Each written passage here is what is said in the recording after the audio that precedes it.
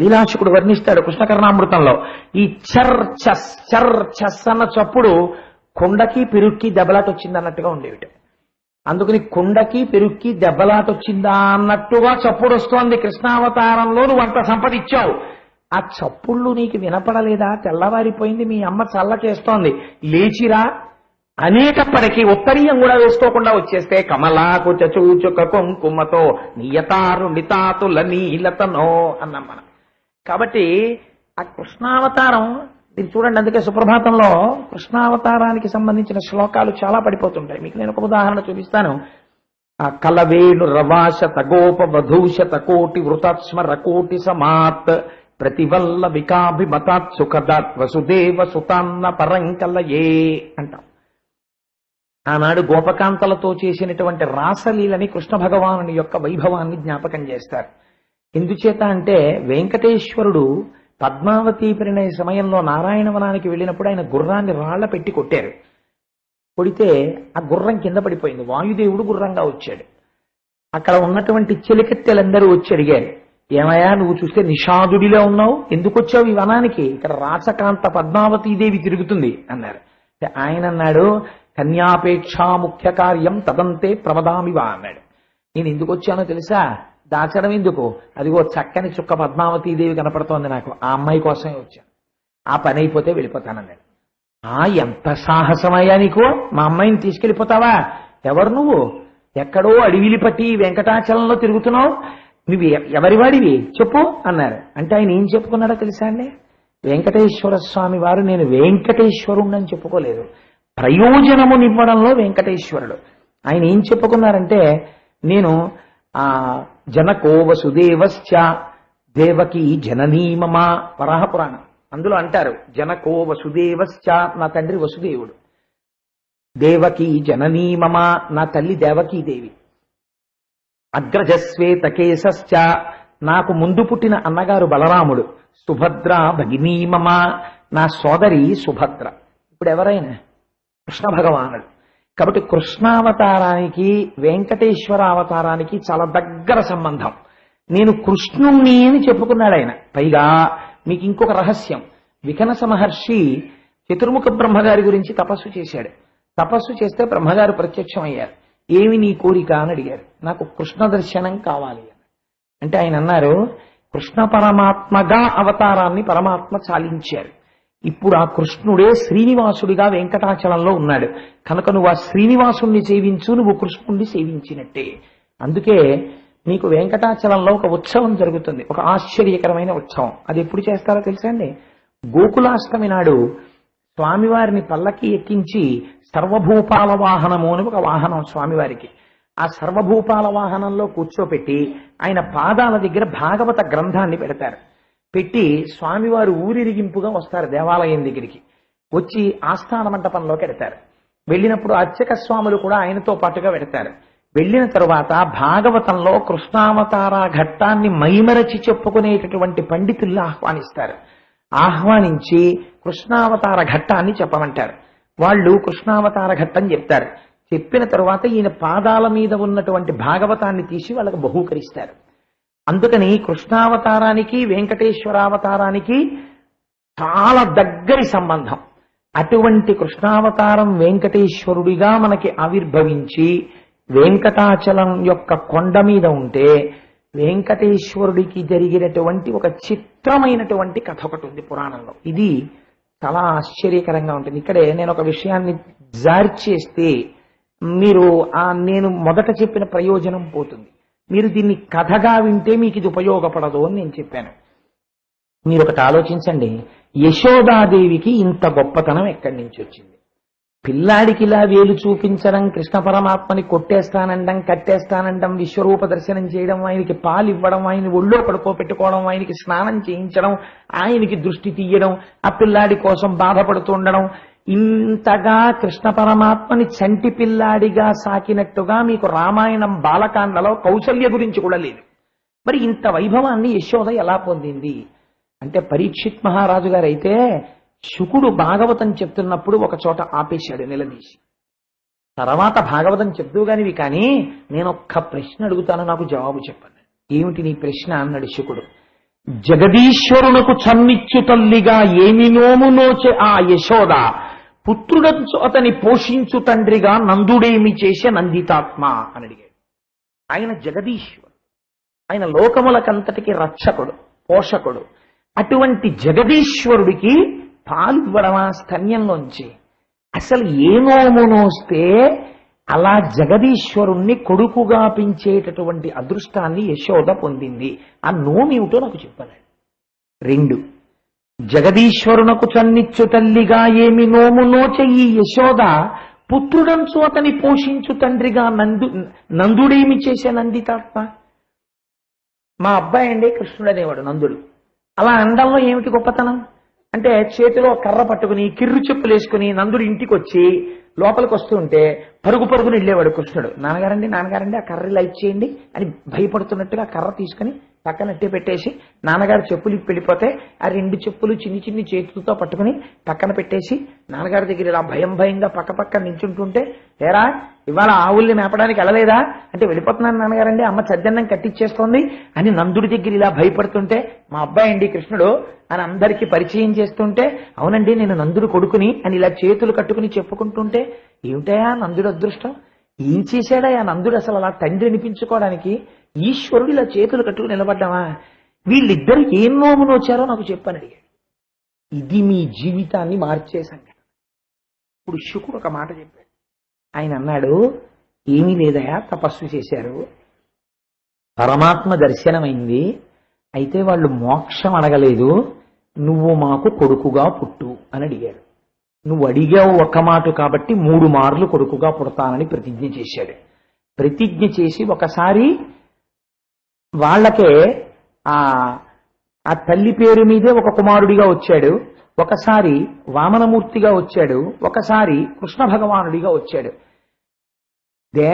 యశోదాదేవి కృష్ణ పరమాత్మని పెంచి పోషించాలన్న కోరిక కోరుకున్నంత మాత్రం చేత, లేదా చతుర్ముఖ బ్రహ్మగారు అందరినీ వెళ్ళి మీ అంశాలతో భూమి మీద వెలియండి అని చెప్పినప్పుడు మేము భగవంతుణ్ణి శాసించగలిగినటువంటి స్థితిలో, భగవంతుణ్ణి బిడ్డడుగా సాకగలిగినటువంటి స్థితి మాకిస్తే మేము వెడతామన్నారు. దేవకీ వసుదేవులు 3 జన్మలలో భగవానుడికి కుమారుడిగా పొందారు. యశోదాదేవి బ్రహ్మగారిని అడిగిన వరం ఒక్కటే, మేం పిల్లాడిగా కృష్ణ పరమాత్మని సాకే వరం ఇస్తే మేము వెడతామని. సరే వెళ్ళు అన్నాడు. అందుకని వచ్చింది. మీకు నేను ఇక్కడ ఒక రహస్యం చెప్తాను, మీరు నమ్మితే మీరు నమ్మగలిగినట్టు. మీ ఇంటి పూజా మందిరంలో అనేక మూర్తులు ఉంటాయి, మీ ఇంటి కప్బోర్డ్లో అనేక మూర్తులు ఉంటాయి, మీ ఇంట్లో ఎక్కడో కృష్ణ పరమాత్మ యొక్క మూర్తి ఉంటుంది. వీటిని మీరు ఫోటోలుగా భావించారనుకోండి, వీటిని మీరు కొని తెచ్చుకున్న విగ్రహాలుగా భావించారనుకోండి, వాటి వలన మీకు కలిగేటటువంటి ప్రయోజనం చాలా తక్కువ. మీరు మీ ఇంట్లో ఒక కృష్ణ పరమాత్మ యొక్క మూర్తిని పెట్టుకుని ఆ కృష్ణ పరమాత్మ వంక చూసి, రేపు పొద్దున్న తులసి పట్టుకెళ్ళకపోతే పొద్దున్నే ఆ తులసి మెళ్ళో వేసుకుని ఇలా చూసుకుని ఆ తులసి వాసన చూసుకుని ఆడుకుంటాడు. పిల్లాడికి తులసి పట్టుకెళ్ళకపోతే, నాన్నగారండి నాకు తులసి తేలేదేంటండి, నాన్నగారండి నాకు తులసి తేలేదేంటండి అంటాడు. అందుకని వాడికో 2 రూపాయలు తులసి పట్టుకెళ్ళాలి అని ఎన్ని పనుల్లో ఉన్న కొడుక్కి కాజా పట్టుకెళ్ళినట్టుగా మీరెళ్ళి ఓ 2 రూపాయల తులసిమాల కొనుక్కెళ్ళి పొద్దున్నే స్నానం చేయగానే వేరే అల్లరి చేయక వేస్తాను నీకు తులసిమాల అని చెప్పి మీరు కృష్ణుడిగా అక్కర్లేదండి. మీరు ఆయన మెళ్ళో ఓ తులసిమాల వేసి మీ భార్య, ఉరే అరవకు ఏడవకు, వచ్చేస్తున్నాడు పాలు పట్టుకొస్తున్నాడు, మేము కాఫీ తాగే నీకు పాలు ఇస్తాను అని ఇంత గ్లాసులో పాలు అక్కడ పెట్టి, ఉరే అలా చూస్తూ నించోకపోతే ఆఫీసులో అలసిపోయి వచ్చాను, పోని అదేదో బజార్లోకి వెళ్ళో పనిచేయలే, ఎప్పుడు ఇంట్లో అలా ఆడుకుంటుంటావు తప్ప, నాన్నగారండి నేను వెళ్ళి చేసుకొస్తానని ఓసారి వెళ్ళొచ్చు కదా కృష్ణ అని మీరు కృష్ణుడితో అనుబంధాన్ని పెంచుకున్నారనుకోండి, మీరు నమ్మండి నమ్మపోండి, నేను మీకు ఒక సత్యం చెప్తున్నాను, మీరు వచ్చే జన్మలో కృష్ణుడికి తల్లి కాగలరు. యశోద కాగలిగినప్పుడు మీరు ఎందుకు కాగలరు. అది పురాణంలో సత్యం. మీ అనుబంధం దేనితో ఉండాలి? మీరు జాయతే గచ్చతే ఇది జగత్తుతో పెట్టుకున్న సంబంధం మిమ్మల్ని ఉద్ధరించదు. ఈశ్వరుడితో మీరు పెట్టుకున్న సంబంధం పెంచుతుంది. లేకపోతే నవవిధ భక్తుల్లో సఖ్యం ఎలా చెప్తారు చెప్పండి నాకు? స్నేహం ఎలా వస్తుంది? మీరు భగవంతుడితో స్నేహం ఎలా చేస్తారు? మీరు ఒక స్థాయి దాటిన తర్వాత భక్తిలో వెళ్ళవచ్చు. ఈశ్వర, దీనికి మీరేం పెద్ద పటాటోపం అల్లరి అక్కర్లేదు. ఆఫీస్కి వెళ్ళి మీరు ఆఫీస్కి బయలుదేరుతూ మనసులో కృష్ణ పద ఆఫీస్కి వెళ్దాం అని కృష్ణ లిఫ్ట్ లో వేసేస్తున్నాను డోరు అని మనసులో, పైకి కృష్ణ లిఫ్ట్ లో డోర్ వేసేస్తానంటే పిచ్చాడు అనుకుంటారు. కిందకి దిగి ఎక్కావా అనోసారి వెనక్కి చూసుకుని మీరు సీట్లోకి వెళ్ళి కూర్చున్న తర్వాత ఒక సీట్ ఉన్నట్టుగా మానసికంగా భావించి దా కృష్ణ కూర్చో అని మీ పక్కన కూర్చోబెట్టుకుని, కృష్ణ 12:30 అయింది బయలుదేరదామా భోజనానికి, మీ అమ్మని తీసుకుని వెళ్ళాలి కదా, మళ్ళీ ఆఫీస్కి ఆవిడ్ని పికప్ చేసుకుని ఇంటికి వెళ్ళాలి అనుకుని మళ్ళీ మీరు అమ్మి భార్య గారు ఆఫీస్ అంటే నన్ను దృష్టిలో పెట్టుకుని చెప్తాను. అందరి భార్యలు ఉద్యోగం చేస్తారని కాదు నా ఉద్దేశం. మీ సఖ్యం అంటే అంతే దాని స్థాయి. సఖ్యానికి ఇంకంతకన్నా ఎలా మీరు ఉదాహరణ చెప్తారు చెప్పండి? అలా మీరు ఉండగలిగితే దాని ఫలితం అది చూపిస్తుంది. సంకల్ప వికల్ప సంఘాతమైనటువంటి మనస్సు ఏ రూపంతో పరమాత్మని పట్టుకున్నా ఫలితాన్ని ఇస్తుంది. కామోత్కంఠత గోపికలు, భయమునన్ కంసుండు, వైరక్రియా సామాగ్రిం శిశుపాల ముఖ్య నృపతులు, సంబంధులై వృష్ణులున్, ప్రేమన్ మీరలు, భక్తి మేము, ఇది చక్రింగంటి మెట్లైన నుద్దా మధ్యాహ్న గరిష్ఠులైన హరిచందన్ వత్సుధత్రీశ్వర. నారదుడు తీర్పు చెప్పాడు ధర్మరాజు గారి దగ్గర. మీరు నారదుడి మాట పరమ ప్రమాణం అయితే సఖ్యంలో మీరు ఈశ్వరుడితో పెంచుకోగలిగిన అనుబంధం ఒకనాడు మిమ్మల్ని పరమాత్మకి తండ్రించేస్తుంది. వెంకటేశ్వర వైభవానికి ఉన్నటువంటి చాలా గొప్పతనం ఏమిటో తెలుసా అండి? మీరు గుర్తు పెట్టుకోవలసినటువంటి విషయం అదే. ఇంతగా కృష్ణ పరమాత్మని నా కొడుకు కొడుకు కొడుకు అని పెంచి పోషించినటువంటి యశోద ఒక్క వివాహం కూడా కృష్ణుడికి జరిగినటువంటిది చూడలేదు. ఆఖరణ ఆవిడ మాట అడిగింది, కృష్ణ నిన్ను పెంచాను, పెద్ద చేశాను, వెన్న పెట్టాను, పాలు పోశాను, ఇంత చేశాను, కానీ ఒక్క కళ్యాణం కూడా నేను చూడలేదురా నీది. మనస్సీదతు మే కృష్ణ తవ కళ్యాణ వీక్షణే దర్శయస్వ రమానాథ జగదానందకారక. భవిష్యోత్తర పురాణం అందులో అంటారు, ఆ తల్లి యశోదాదేవి వచ్చి అడుగుతుంది కృష్ణుణ్ణి, కృష్ణ ఒక్కసారి నీ కళ్యాణం చూడాలనుంది. నీకు అష్టమహిషులున్నారు కానీ నేను చూడలేదు నీ కళ్యాణాన్ని. జరాసంధుడి దగ్గర నుంచి కొన్ని వేల మంది కాంతల్ని తెచ్చుకుని వివాహం చేసుకున్నావు, నేను చూడలేదు. నీ కళ్యాణం నేను చూడాలని కోరిక పడుతున్నాను అని. చిత్తశుద్ధితో మీరు కోరినది నిజమైతే ఈశ్వరుడు తీర్చడానికి సిద్ధంగా ఉంటాడు. ఉన్నాడో లేడో, కలడు కలండనడు వాడు కలడో లేడో అన్నాడు అనుకోండి, ఈశ్వరుడు కదిలి రావడానికి ఇష్టపడడు. రామకృష్ణ పరమహంస ఒక ఆఖ్యానం చెప్తుండేవారు.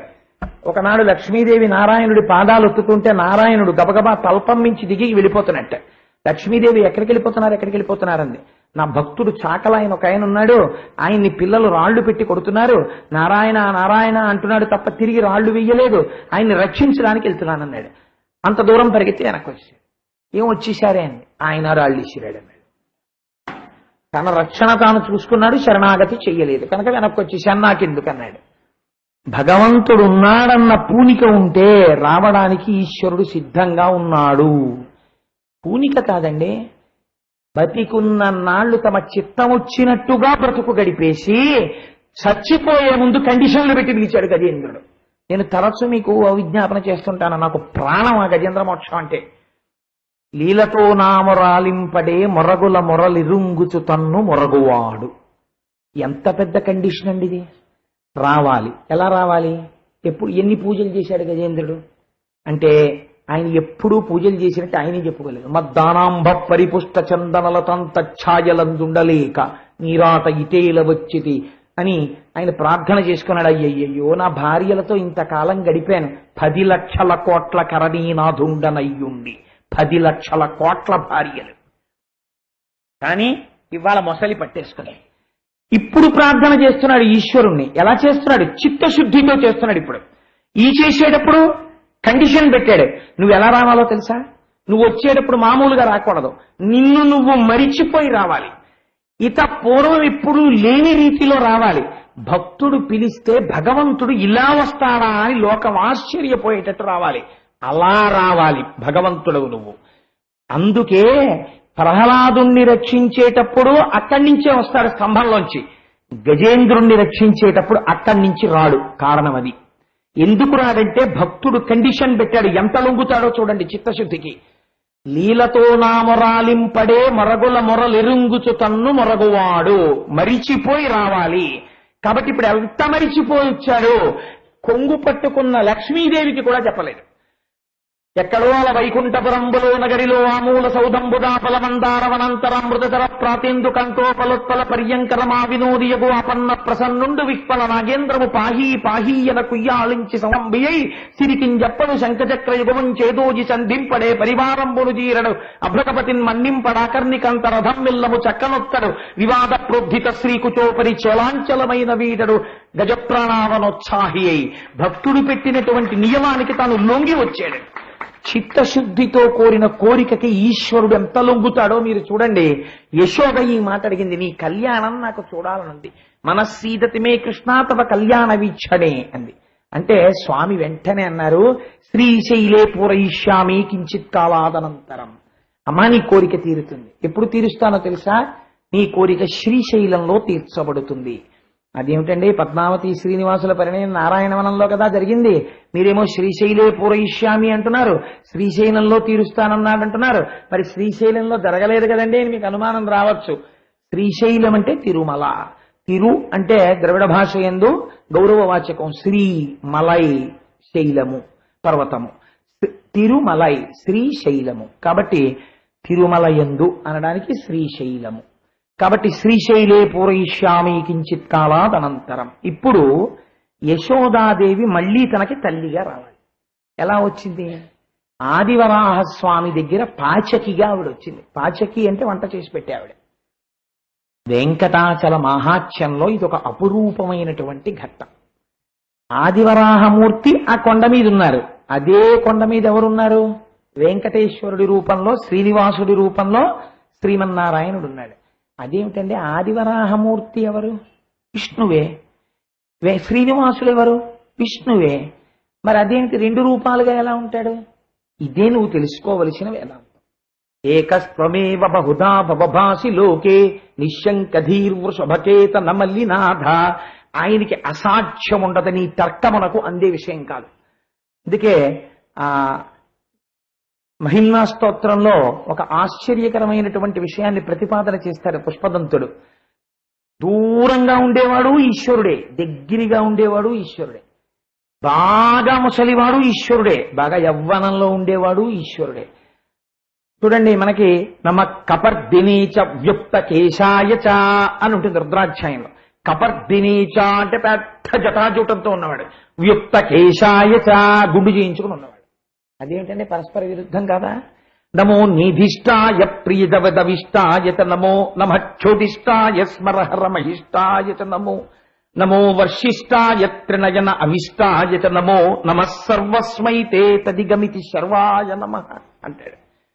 దూరంగా, దగ్గరగా, వృద్ధుడిగా, యువకుడిగా, ఈ రకాలుగా రెండు భిన్నత్వాలు ఏకకాలమునందు ఉండేటట్టుగా పరమాత్మ ఉండగలడు. అందుకని ఏకకాలమునందు ఆదివరాహమూర్తిగా, శ్రీనివాసుడిగా, రామాయణం బాలకాండలో పరశురాముడిగా, రామచంద్రమూర్తిగా ఆయన ఉండగలడు. అందుకని ఒకరికొకరిగా కనబడ్డాడు.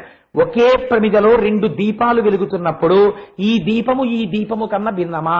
రెండు జ్యోతుల యందు ప్రకాశిస్తున్న రెండు దీపాలు కూడా, ఆ వెలుతురులు రెండూ కూడా ఒకటే అయినట్టు, జ్యోతులు వేరైనట్టు.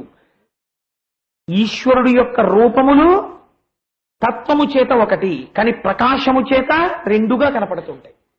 అయితే కలియుగం యొక్క లక్షణాన్ని, వెంకటేశ్వరుడు యొక్క అవతార ప్రయోజనము రెండూ జరగాలి. అందుకే ఏం జరిగిందో తెలుసా అండి? ఒక రోజున శ్రీనివాసుడు వెంకటాచల పర్వతం మీద నడుస్తున్నాడు. అట్నుంచి ఆదివరాహమూర్తి పరివారంతో వస్తున్నాడు.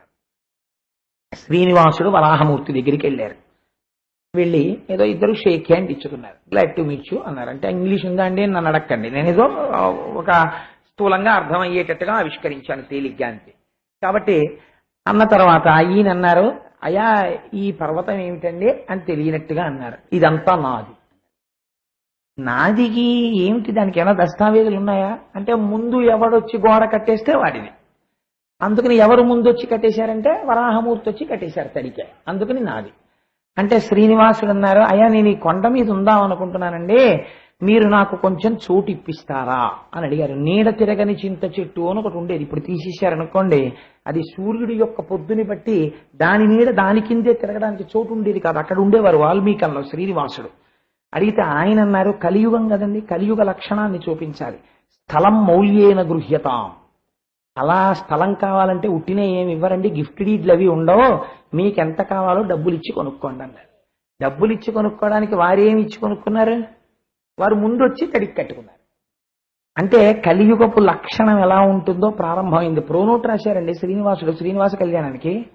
అందుకని అంటే ఆయన అన్నారు, లక్ష్మి నా పక్కన లేదు, కొల్హాపురంలో ఉంది అమ్మవారు, కాబట్టి ఇప్పుడు డబ్బు ఎక్కడి నుంచి తెస్తాను, కాబట్టి ఒక వరం ఇస్తాను. ఏమిటో తెలుసా? ప్రథమం దర్శనం చాస్యాత్ నైవేద్యం క్షీరసేచనం ఇదం వరం ద్రవ్యం దదామి పురుషోత్తమా అన్నాడు. అయ్యా, నేను నీకు డబ్బులు ఇవ్వడానికి మా ఆవిడ లక్ష్మీదేవే కానండి, చెప్పుకుంటే సిగ్గుచేటు కొల్హాపురం వెళ్ళిపోయింది కోపం వచ్చి, అందుకని ఏం లేదు మన దగ్గర ఇప్పుడు, అందుకని ఇవ్వలేము, ఒక వరం ఇస్తాం. ఏమిటో తెలుసా? రాబోయే కాలంలో కొన్ని లక్షల మంది మా దర్శనానికి వస్తారు. మొట్టమొదటి దర్శనం మిమ్మల్ని చేసిన వాడికే నేను నా దర్శనం చేసుకున్నప్పుడు మార్కులేసి టిక్కు పెడతా. నీ దర్శనం చేయకుండా నా దర్శనం వచ్చిన వాడికి వచ్చినా రానట్టే సున్నా చూడతా. ఇది వెంకటాచల వైభవంలో మీరు బాగా జ్ఞాపకం పెట్టుకోవలసిన మాట. చాలా మంది పొరపాటు ఎక్కడ చేస్తారంటే, ఎందుకు వెళ్ళావు తిరుపతి వెంకటేశ్వర స్వామి దర్శనానికి, ఏం చేస్తావు వెళ్ళి, ఎన్ని మాటలు ఆ కంకణమో ఏదో వేయించుకోవడం, గుళ్ళోకి వెళ్ళడం, దర్శనం చేసుకోవడం. మీరు ఎన్ని మాటలు దర్శనం చేసినా రేపు పొద్దున్న ఎప్పుడైనా నేను వెంకటాచలం వచ్చానండి అని ఎప్పుడో అప్పుడు చెప్తాడు కదా, ఓ రోజున వస్తుంది కదా, ఆ రోజు అన్నది రాకుండా పోతుందా? ఏరా, నీకు జీవితంలో బతికున్నప్పుడు నువ్వు ఎప్పుడైనా ఓ క్షేత్రానికి వెళ్ళావా అని అడుగుతాడు నల్లటైన. అడిగితే వెళ్ళకపోయినట్టండి బాబు, చాలా మాటలు వెళ్ళానండి తిరుపతి అంటే. నువ్వు తిరుపతి ఎక్కడ వెళ్ళావు? నువ్వు వెళ్ళలేదు, నీ పేరు కంప్యూటర్లో రికార్డ్ అవ్వలేదు అంటే ఆయా కంప్యూటర్ మిస్టేక్ అయి ఉండొచ్చు. నో, మా కంప్యూటర్స్కి అలా మిస్టేక్స్ ఉండవు.